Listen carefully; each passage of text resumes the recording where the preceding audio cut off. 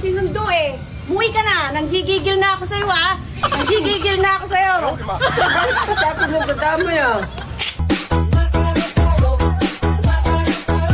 Ari na yun. Aba, ay ikaw nag-book nito eh. Welcome to Barangay Gubat-Gubatan.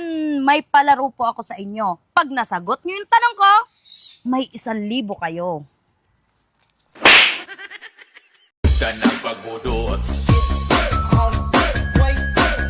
Dito lang sa damuhan makikita ang napakaraming white grapes. Ayun lang oh. Diba? Ito pa oh, sobrang dami. Kukunin namin yan para gawing dessert.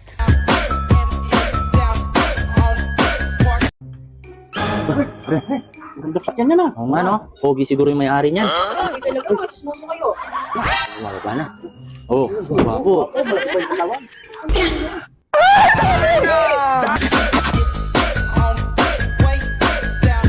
Sabi niya dito, mukhang matutuloy na ang hinihintay ng lahat. Ayan, ano ba yung hinihintay ng lahat, ha? Kung yan ay mga kung ano-ano na naman, ay hindi po matutuloy yun. Ganyan pala ang estilo sa pagkain ninyo sa labas. Sobrang sosyalin. Pero ang totoo, magkano na lang ang pira sa bangko. Hindi nga makabayad sa bills. Bakit isa na ito? Ay, kinuha ni mama ang isa. Eh, bakit ito isa na? Hindi ba napapalam? Ay, hindi pa na sa mamang. Mamang. Sama mo ito, ano mo? Talong, huwag mo na antayin na mangingi si mamang. Bigyan mo na agad.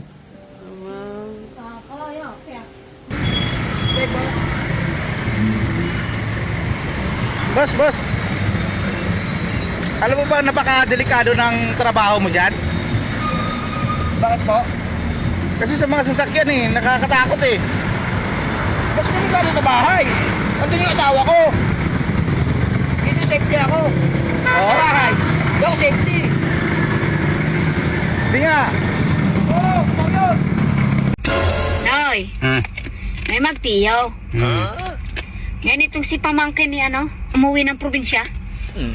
Nagpunta sa bahay ng kanyang tiyo. Ngay, pagdating doon sa bahay ng kanyang tiyo, bumunot ng baril. Nagfiring agad doon sa halaman ng kanyang mga tiyo. Pak. Ay, digi yung mga itlog sa orchids itanggalan. Basa. Ay, niya sabi ng tiyo eh. Toy, galing mo naman bumaray. Sagot naman itong si pamangkin eh. Tayo ko naman ho'y maging kernel pa kung ako'y hindi marunong bumaray. Maya sabi ng tiyo, tayo ako'y may baril day. Sa madalit sabi, pumasok sa loob ng bahay. Paglabas ng bahay, kasagad si baril. Pamangkain, ari nakakasana. Dinali, bumaril. Pak! Ay, kita mo gayang pamangkain. Lahat mata ang tama niyan. Ay, paano ga sabi naman ng pamangkin? Paano hindi magiging puro mata ang tama niyan, tiyo?